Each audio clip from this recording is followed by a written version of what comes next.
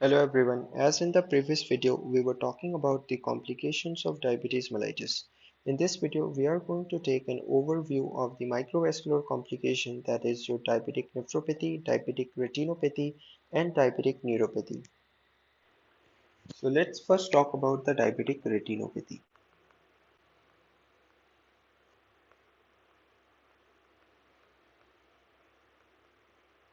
अब जब हम लोग डायबिटिक रेटिनोपैथी के बारे में बात करते हैं तो इसमें जो रेटिना का डैमेज होता है ये दो स्टेजेस होता है या दो फॉर्म कह सकते हो आप।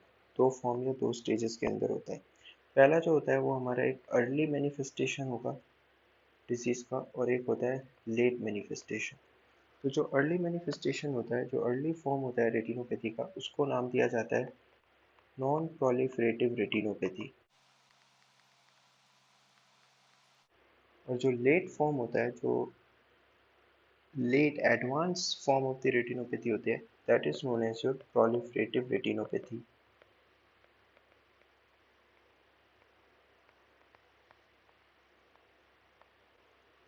अब नॉन प्रोलिफरेटिव और प्रोलिफरेटिव कहने का मतलब क्या है? प्रोलिफरेटिव में आपको प्रोलिफरेशन देखने को मिलता है न्यू ब्लड वेसल्स का, मतलब इसके अंदर न्यू वेस्कुलराइजेशन प्रेजेंट होता है। जबकि जो नॉन प्रोलिफरेटिव वाला पोर्शन है उसके अंदर न्यू वेस्कुलराइजेशन नहीं देखने को मिलेगा। इसी के बेसिस पे इसका नाम दिया गया। तो नॉन प्रोलिफरेटिव में हमें क्या देखने को मिलेगा उसके बारे में हम लोग पहले बात करते हैं। कि आपको पता है कि यहाँ पर जो है एडवांस ग्लाइकोसाइलेटेड एंड प्रोडक्ट बनेगा, सॉर्बिटॉल बनेगा, जिसके कारण जो ब्लड वेसल्स होती है उनके एंडोथेलियम मेम्ब्रेन पे डैमेज होगा। और उन मेम्ब्रेन में डैमेज होने के कारण प्लाज्मा प्रोटीन का लीकेज होगा, प्लाज्मा का लीकेज होगा, फ्लूइड का लीकेज होगा, लिपिड्स का लीकेज होगा, जिसके कारण यहाँ पे इडिमा देखने को मिलेगा। और ये जो फ्लूइड होगा इडिमा में, वो एक्सुडेट फ्लूइड होगा। एक्सुडेट कहने का मतलब होता है the fluid that is rich in cells and proteins and lipids, right. तो ये जो प्रोटीन और सेल्स में रिच फ्लूइड होते हैं उनको आप एक्सुडेट कहते हो। अब दूसरी प्रॉब्लम जो यहाँ पे आएगी,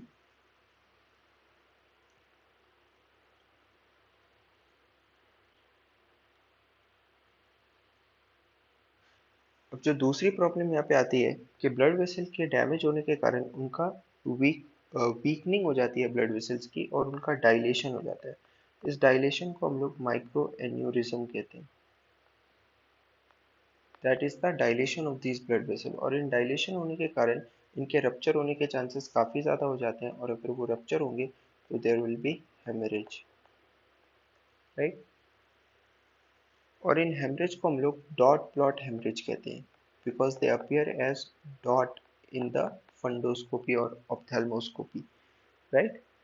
अब यहाँ पे तीसरी चीज़ जो होगी, आपको पता है कि यहाँ पे इस्चीमिया होगा, ब्लड सप्लाई का रिड्यूस ब्लड सप्लाई होगा रेटिना में because of arteriolosclerosis and the narrowing of the vessels, जिसके कारण यहाँ पे इंफारक्शंस होंगे। इन्फार्क्ट एरिया जो होते हैं वो वाइटिश अपीयर होते हैं इन द फंडोस्कोपी, और इसी को हम लोग कहते हैं कॉटन वूल स्पॉट्स। अब ये सारी चीज़ें मैं आपको इमेज में दिखाना चाहता हूँ कि किस तरह से अपीयर करेगी। तो सबसे पहले तो आप यहाँ पे इस बात पे ध्यान दीजिए कि ये जो हमारा रेटिना का लेयर होता है, इसका ऑप्टिक डिस्क का एरिया होता है जहाँ से पास आउट होता है ऑप्टिक नर्व, राइट। तो ये एरिया वाइट अपीयर करता है फंडोस्कोप पे। और ये जो फोविया मैकुला का एरिया होता है, एक बहुत इंपॉर्टेंट एरिया होता है रेटिना का। इस एरिया में मैक्सिमम विजुअल एक्टिविटी होती है, जो इसका सेंटर होता है फोविया में, राइट। और अगर फोविया का डैमेज होगा तो ब्लाइंडनेस हो जाएगी। तो यहाँ पे हम लोग देखते हैं इस चीज को, ये हमारा इमेज है, राइट, फंडोस्कोपी का इमेज है।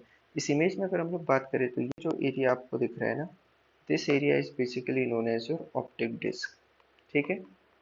तो ये जो इमेज है ये एक नॉन प्रोलिफरेटिव का इमेज है। तो इसमें आपको यहाँ पे देखिए डायलेशन देखने को मिलेगा ब्लड वेसल, ये सारे ब्लड वेसल्स आ रहे हैं। ये ब्लड वेसल्स में जो ये डायलेशन देखने को मिल रहा है, इसी का नाम हमने दिया माइक्रो एन्यूरिज्म। और इस माइक्रो एन्यूरिज्म के कारण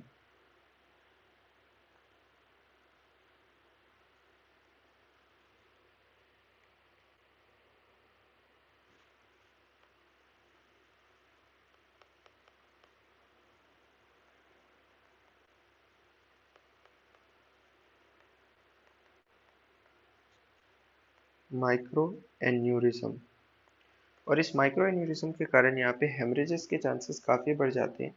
और अगर यहाँ पे हेमरेज होगा तो ये जो आपको डॉट्स अपीयर हो रहे हैं ना, ये डॉट्स अपीयर होंगे, ये जो डॉट्स दिख रहे हैं red dots, these are the dot blot haemorrhages. Dot की तरह अपीयर होते हैं इसलिए इनका नाम दे दिया है डॉट प्लॉट हेमरेज।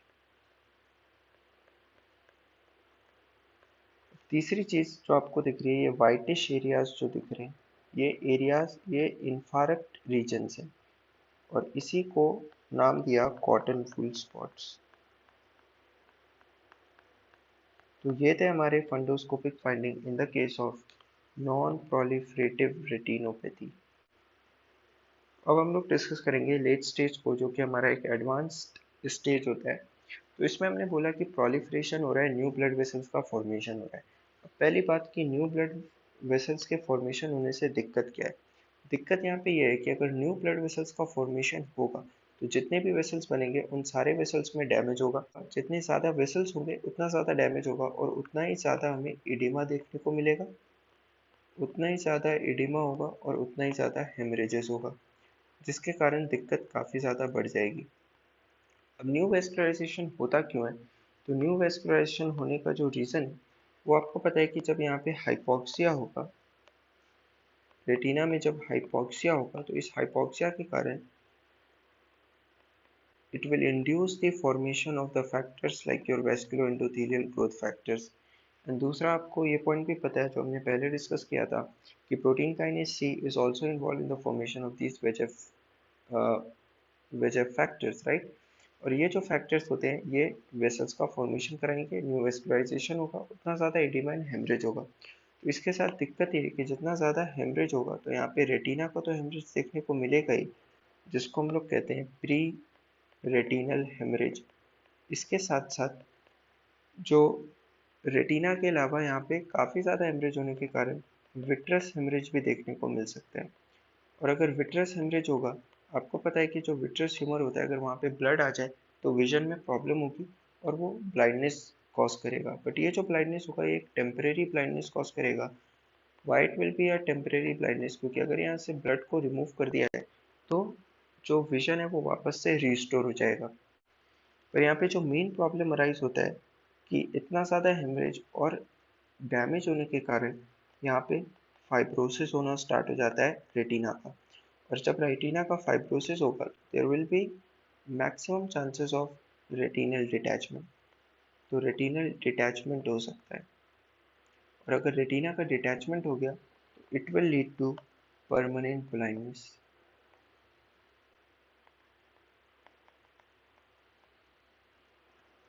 तो ये आपको इमेज दिखा रहा हूँ, ये इमेज जो है प्रोलिफरेटिव रेटिनोपैथी का है। तो कैसे पता चलेगा कि एक प्रोलिफरेटिव रेटिनोपैथी का है। ये जो ब्लड वेसल्स आपको दिख रहे हैं, इतने सारे ब्लड वेसल्स का फॉर्मेशन, ये न्यू ब्लड वेसल्स है which is representing your new vascularization, right. यहाँ पे आप देख सकते हैं ब्लड वेसल्स कितने लीनियरली अरेंज थे और this is representing new vascularisation.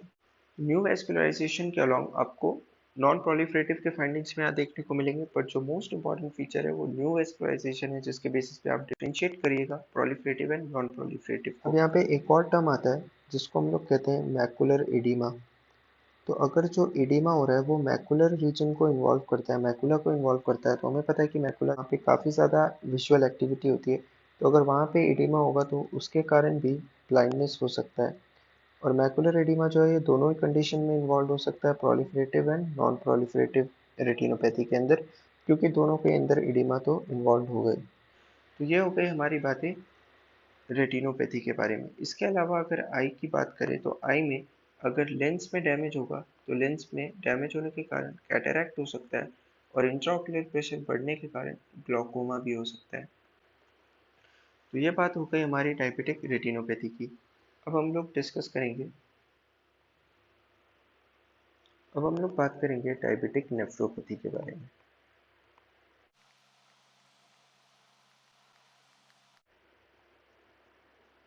Diabetic nephropathy में क्या होगा, जो इसका अर्लीस्ट मैनिफेस्टेशन होता है डायबिटिक नेफ्रोपैथी में वो होता है by the presence of micro albuminuria. Micro albumin क्या होता है? तो नॉर्मली क्या होता है कि जो एल्बुमिन्स होते हैं वो यूरिन के अंदर एक्सक्रीट नहीं होते हैं, और नॉर्मली अगर होते भी तो बहुत कम अमाउंट होता है, that is usually less than 30 milligram per day. But if there is presence of a small amount of albumin in the urine, that is known as the macroalbuminuria. And और इसका जो रेंज होता है वो होता है हमारा 30 मिलीग्राम से लेकर 299 मिलीग्राम पर डे. अगर इतना एल्बुमिन हो रहा है तो ये माइक्रो एल्बुमिनूरिया कहलाएगा, और अगर 300 मिलीग्राम या उससे ज़्यादा एल्बुमिन आ रहा है यूरिन में पर डे तो वो मैक्रो एल्बुमिनूरिया कहलाता है. तो जो पहला मैनिफेस्टेशन होता है इसमें वो होता है हमारा माइक्रो एल्बुमिनूरिया. दूसरा क्या होगा, अब जो हो गया नेफ्रॉन्स में डैमेज होगा. तो अब अगर हम लोग नेफ्रॉन्स के बारे में बात करें तो ये हमारा जो है ग्लोमेरुलस का पोर्शन. तो डायबिटीज़ के अंदर जो डैमेज होता है वो तीन एरिया में होता है. एक ग्लोमेरुलस में डैमेज होता है, दूसरा यहाँ पे जो कनेक्टिव टिश्यू का पोर्शन होता है जिसको हम लोग मिसेंजियम कहते हैं, इसके अंदर डैमेज होगा. और जो तीसरा डैमेज होता है वो होता है हमारे टिब्यूल्स में, प्रॉक्सिमल कॉन्वोल्यूटेड टिब्यूल्स हैं उनके अंदर डैमेज होगा.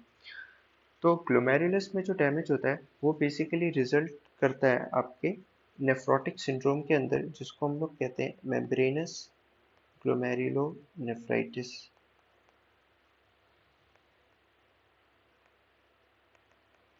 तो ये एक नेफ्रोटिक सिंड्रोम है. आपको पता है नेफ्रोटिक सिंड्रोम में मैसिव प्रोटीनूरिया होगा, more than 3.5 gram of the protein जो है यूरिन के अंदर आएगा पर डे. तो जो मिज़ेंजिन लीशंस होते हैं इन लीशंस का नाम दे दिया गया है, इसी को नाम दे दिया गया है कि मिल्स्टीन विल्सन नोड्यूल्स. बेसिकली इनमें नोड्यूल्स का फॉर्मेशन हो जाता है जिसके कारण ये सारे मिलकर कंट्रीब्यूट करेंगे नेफ्रोटिक सिंड्रोम में. तीसरा जो होता है हमारा टिब्यूल्स में डैमेज हो जाता है. अब जो टिब्यूल का जो लीजन होता है इसका नाम दे दिया गया है अरमानी एब्स्टेन लीजन.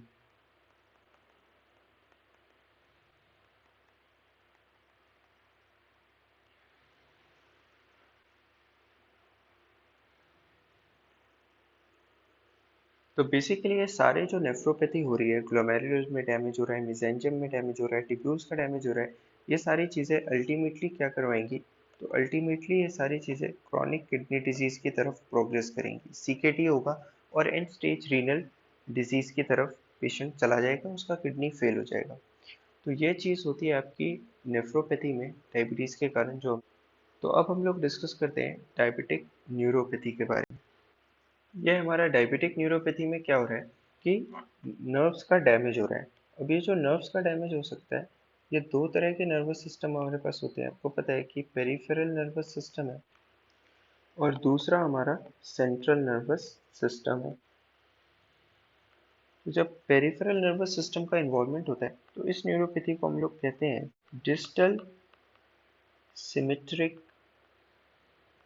पॉलीन्यूरोपैथी. ऐसा क्यों कहते हैं? क्योंकि पॉलीन्यूरोपैथी कहने का मतलब है कि इसमें मल्टीपल नर्व्स का इन्वॉल्वमेंट होगा. सिमेट्रिक कहने का मतलब है कि यहाँ पे इन्वॉल्वमेंट होगा both sensory and motor neurons का, और डिस्टल जो है ये मेनली डिस्टल पोर्शंस पे इफेक्ट करेगा, जैसे कि आपके हैंड्स हो गए या फुट हो गए, इनको इफेक्ट करता है.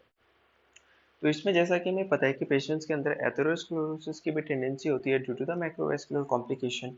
तो वहाँ पे अगर किसी पेरिफेरल आर्टरी में एथेरोस्क्लेरोसिस हो गया है तो यहाँ पे लेट्स से कि हम लोग एक फुट का एग्जांपल ले लेते हैं. तो क्या होगा कि अगर कोई पेरिफेरल आर्टरी जो है इसका अगर यहाँ पे एथेरोस्क्लेरोसिस हो गया तो ब्लड का सप्लाई यहाँ पे कम हो जाएगा, जिसके कारण फुट में क्या होगा, नेक्रोसिस डेवलप करेगा, और यहाँ का इन्फारेक्शन होगा, नेक्रोसिस होगा. नेक्रोसिस होने के बाद यहाँ पे इन्फेक्शंस के चांसेस बढ़ जाएंगे. तो इन्फेक्शन यहाँ पे होगा. तो अब इस पेशेंट को क्या है कि नॉर्मली अगर आपको इन्फेक्शन यहाँ पे हो रहा है, अल्सर का फॉर्मेशन होगा, तो पेशेंट को पेन फील होना चाहिए. बट क्योंकि इनके अंदर यहाँ पे न्यूरोपैथी भी डेवलप कर गई है तो इनको यहाँ से जो पेन जाएगा वो फील ही नहीं होगा.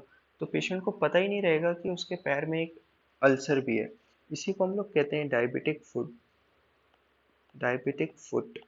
राइट. तो there will be presence of ulcer in the foot but the patient will be unaware of. इसीलिए आपको उनका चेक करना होता है, पेन सेंसेशन चेक करना होता है, पैरों से जा रहा है कि नहीं. ये एक इम्पॉर्टेंट सिम्टम है. तो ये चीज़ होती है पेरिफेरल नर्वस सिस्टम के इन्वॉल्वमेंट के कारण.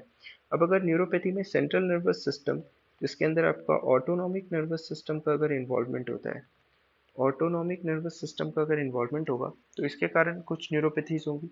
तो इनको न्यूरोपैथी में अलग अलग सिस्टम्स के इन्वॉल्वमेंट होंगे। पहला हम लोग डिस्कस कर लेते हैं कार्डियोवैस्कुलर ऑटोनॉमिक न्यूरोपैथी के बारे में। तो कार्डियोवैस्कुलर में क्या होगा, इसमें जो सबसे पहली चीज़ होती है, आपको पता है कि पेशेंट्स के अंदर अगर कोरोनरी आर्टरी में एथेरोस्क्लेरोसिस होता है तो उसको एमआई डेवलप करेगा।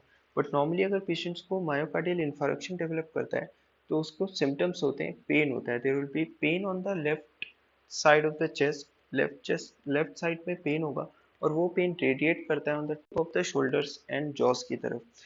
पर अगर पेशेंट्स को इसके साथ साथ एमआई होने के साथ साथ अगर न्यूरोपैथी भी डेवलप थी और उसमें अगर ऑटोनॉमिक नर्वस सिस्टम का इन्वॉल्वमेंट हो गया है तो पेशेंट्स को पता ही नहीं चलेगा कि उनको हार्ट अटैक आया था, जिसको आप कहते हो साइलेंट एमआई। दूसरी चीज जो होती है वो इनके अंदर देखने को मिलता है ऑर्थोस्टैटिक हाइपोटेंशन। अब क्यों ऑर्थोस्टैटिक हाइपोटेंशन देखने को मिलता है, तो ये मैं आपको समझा देता हूँ कि अगर हम लोग एक नॉर्मल इंडिविजुअल की बात करें, अगर वो सुपाइन पोजीशन में है और सुपाइन पोजीशन से स्टैंड करता है तो क्या होता है, आपको पता है कि अगर वो स्टैंड करेगा तो ब्लड जो है वो एक्सट्रीमिटी मतलब लोअर एक्सट्रीमिटी की तरफ फ्लो करेगी, जिसके कारण जो कैरोटिड आर्टरी है उसके अंदर ब्लड प्रेशर फॉल करेगा। तो very transient fall in the BP होगा। इस बीपी को डिटेक्ट कर लेगा आपका बैरो रिसेप्टर्स। तो बैरो रिसेप्टर्स जो होते हैं कैरोटिड साइनस में, वो in fall in the BP को डिटेक्ट करेंगे, और जब ये डिटेक्ट करेंगे तो ये सिग्नल्स भेजेंगे ग्लॉसोफेरिंजियल नर्व के थ्रू। ग्लॉसोफेरिंजियल नर्व के थ्रू ये सिग्नल भेजेंगे मेड्यूला को।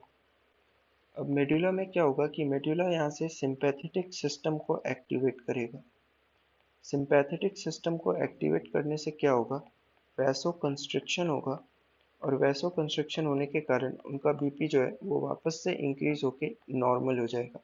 बट अगर पेशेंट को न्यूरोपैथी डेवलप्ड है जिसमें बेसिकली ऑटोनॉमिक नर्वस सिस्टम का इन्वॉल्वमेंट है, तो उनके अंदर क्या होगा कि यहाँ से सिंपैथेटिक आउटफ्लो जा ही नहीं पाएगा मेड्यूला से।